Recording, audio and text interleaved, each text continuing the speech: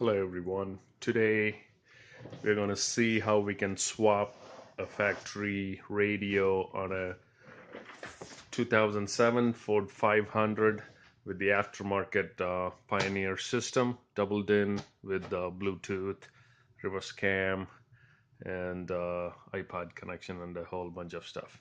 Here you go. This is the Ford harness that you can pick up from Crutchfield or any company. And this is the aftermarket radios harness. So basically, in the back of this radio, this is where this gets hooked up. This comes with that radio, and basically all we are trying to do is connect this guy to the factory, which is this part that you buy separately, and the factory harness will like click into this. That'll put all the connections to this radio. So that's what we are doing here. I already have another video describing what these wires are. You can check that out on my channel.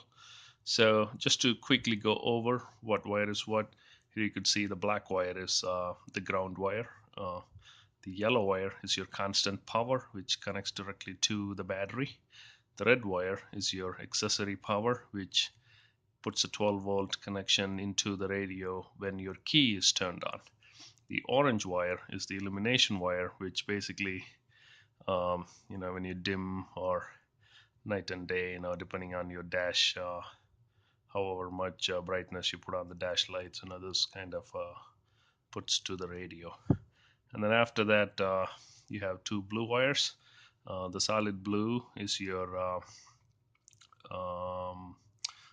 12-volt supply to the power antenna, if you have power antenna, and then the blue and white wire is your amp turn on. So if you have any amplifier, to turn that on when your radio is on, you connect this. And then the rest of the wires are all speaker wires. So you'll have pairs, 4 pairs of wires. You see the gray pair, the purple pair, the green pair, and the white pair. You'll see gray, gray, black, like that, and then purple, purple, black, green, green, black, white, white, black. So those are the front and the rear speakers. So basically you color match that to this aftermarket stereos harness. So like I said, green, green, black, gray, gray, black, white, white, black, purple, purple, black. Those are all speaker wires connected to this harness. And then yellow, red, black, and the blue, everything gets hooked up to the same color match. There are only a little extra wires on the on this side that we need to be addressing.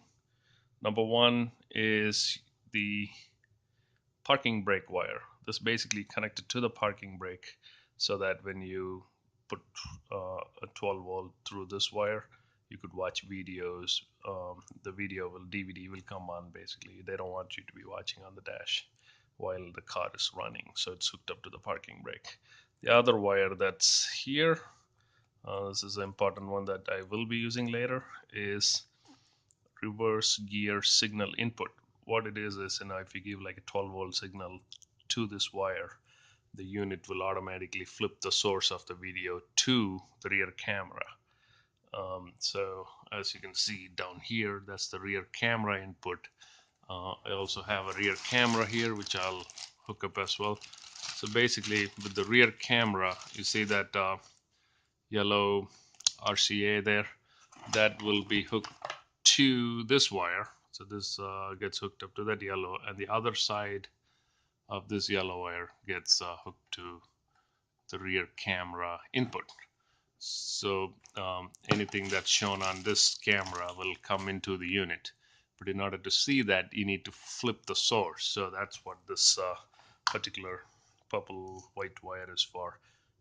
You basically connect this to the reverse light from the back. So if you have a reverse light wire in the back, you connect it to this. So whenever you throw the car in reverse, that light comes on and it puts 12 volts into the unit, and it flips and shows this video through that source. So that's all the wiring.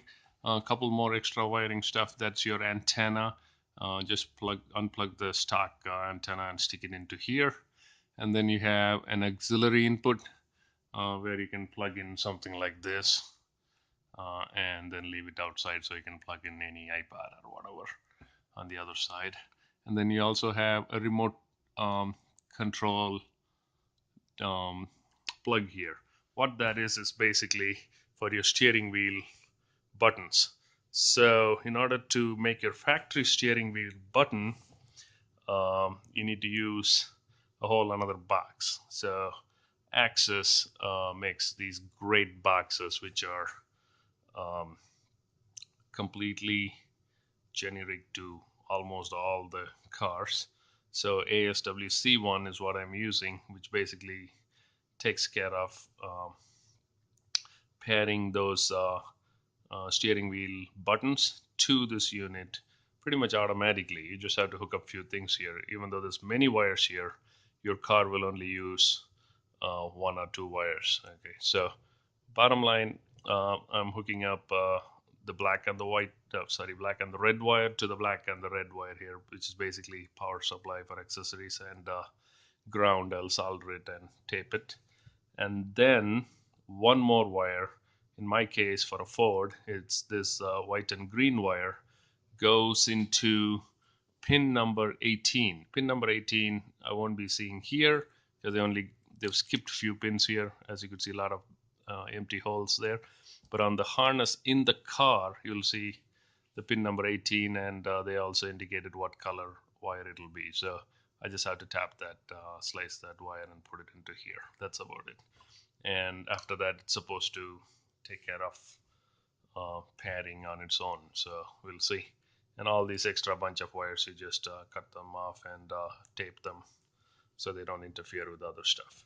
So that's bottom line, the wiring before we go to the car. So next step, I'll take the dash out and put all this stuff, install it, and see how it turns out. All right, part 2 in this series is to remove the factory radio. I'm working on a Ford Fivehundred 2007. Pretty much the same procedure for all the 2005 to 2010 Taurus and all the other Ford vehicles, most of the other Ford vehicles. So the way to take this off is open the armrest and put your screwdriver right in that gap and start prying the center console. So there you'll hear a click on both sides, and it's hold on, before that you need to take this piece out. It just comes right off, and then you can start prying that. So you just wiggle it a little. There'll be a little catch in here, so pull it towards you, and there you go. You pull it towards, and this whole unit comes out nice and easy.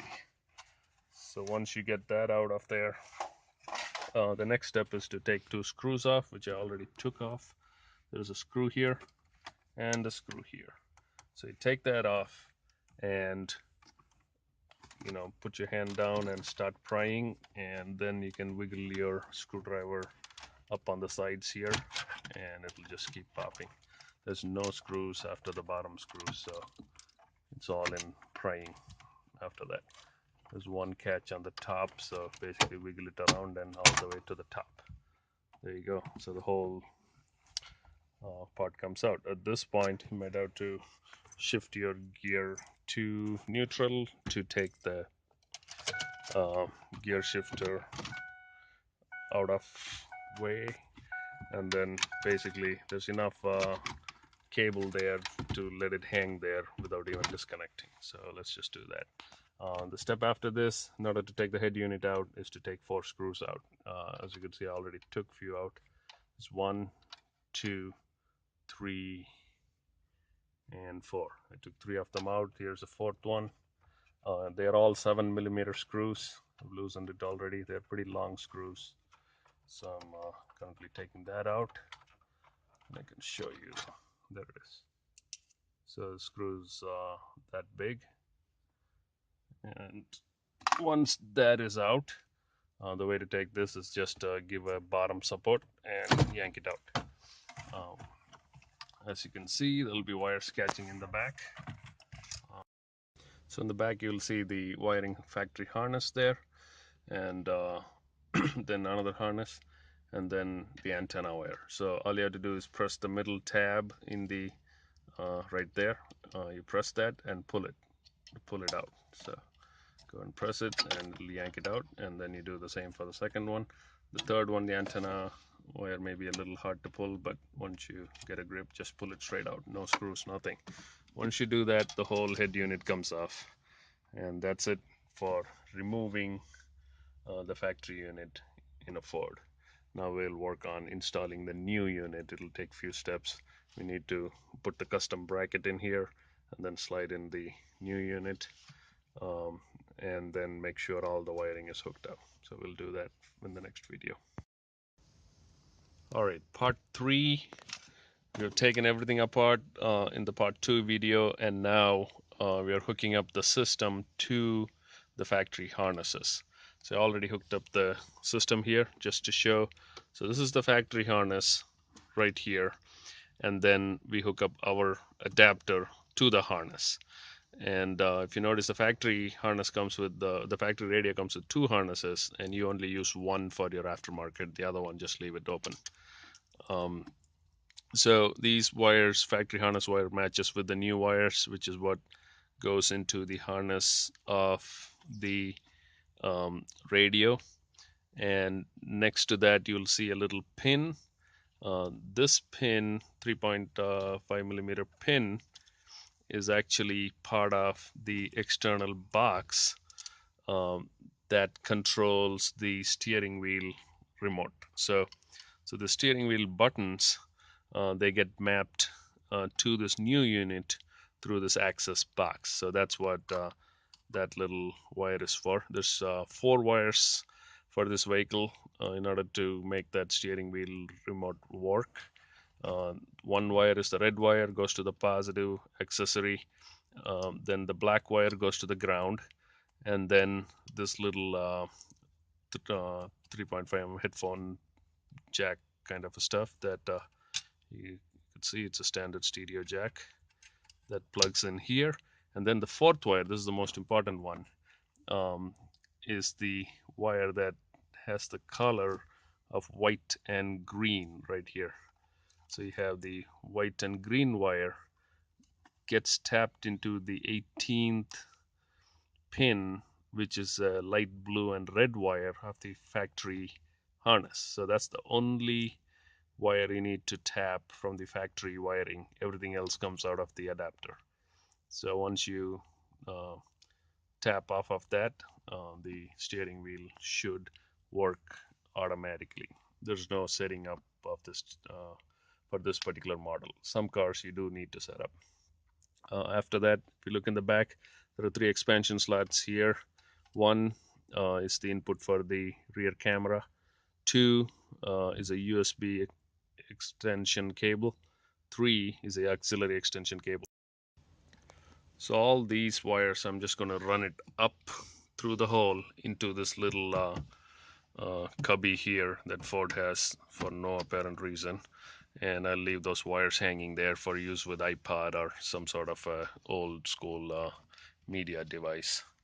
At the same time, there was too many grounds, one for the unit, one for the access box, and one for the harness. So all these ground, seem to be bunched up together. So I wanted to make sure it's grounded well. So I tapped into this particular plate here, which has a pretty good grounding. I checked that, and I put a screw on it and made a ground connection there, which works great. Also added the parking brake as a bypass to that ground, and that way video plays even while the car is running, even though I don't intend to do that. So that's about it. All the wirings that we need to talk about is all connected, and the only thing I need to connect now is the antenna wire, which is right here. This antenna thing goes right into that particular socket over there. So it's too short, so I can just pull it in now, but we'll put it in right before we hook up the box. Okay, it's time to put everything back together. All right, so finally we're pushing the whole unit in. So it's the unit plus this faceplate all going here. That's pretty much held by these 4 screws. The most painful process was this unit had the radio antenna on the left side, while the factory unit had it on the right side. So because of that, the lead wire for the antenna from the factory is pretty short, and it was a pain. We couldn't attach it while the radio is outside, so you put it in and then you stick your hand down and kind of feel it and attach it. It's finally in. I hope it's good to go. Now all we have to do is tighten these 4 screws and see how it turns out. Then we can turn it on. Alright, so we are putting the final bolt together, and all the 4 bolts are tight. So it's secure, it looks flush to the factory, and there's no movement in it. So that's good. Now let's test it. So I'm going to put the key on, put it to ACC position, and came on. Okay, so things are off.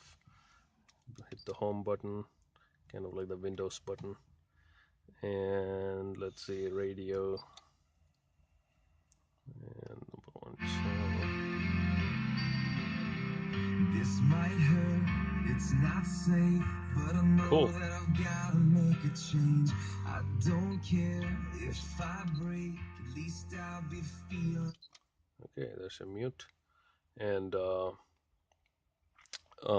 radio definitely works, which basically tells me that we hooked up the wiring for the radio antenna correctly in the back, because I was concerned about that being a little loose and tight, but it's working fine.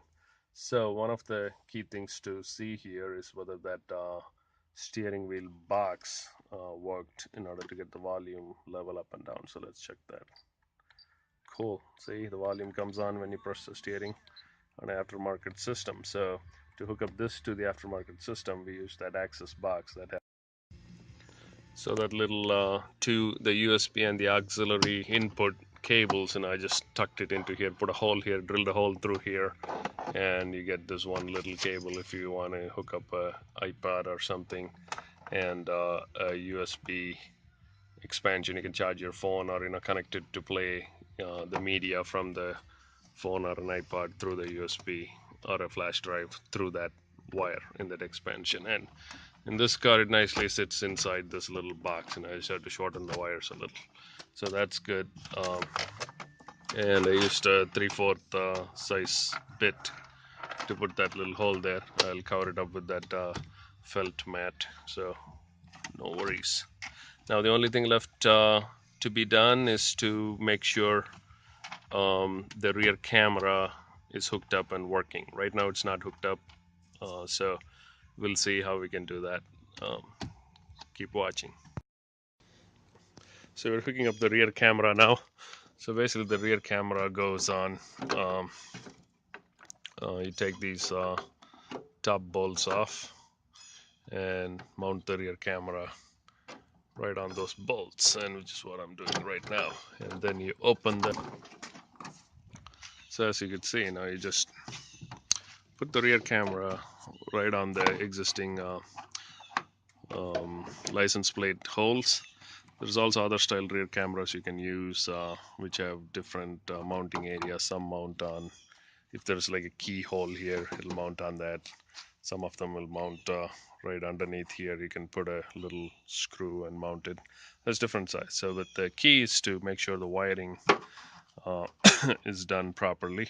And in this case, what I'm doing is I'm pulling off this. There are 2 lights, one here and one here, with 2 screws. You can pull this out. See the light for the license plate. And basically, I'm running the wire through that hole, and I'll just sandwich the wire. It won't do any harm. It'll just squish the rubber. But that's how I'm mounting this camera. Alright, the final step to completing the dash installation is to put this wood panel and basically click click click and put 2 screws on the bottom to complete it, and then you put this panel on and everything is done. The installation came out pretty good. You see that it's very flush with the panel, The touchscreen works well, and I'm plenty happy with the way it's turned out.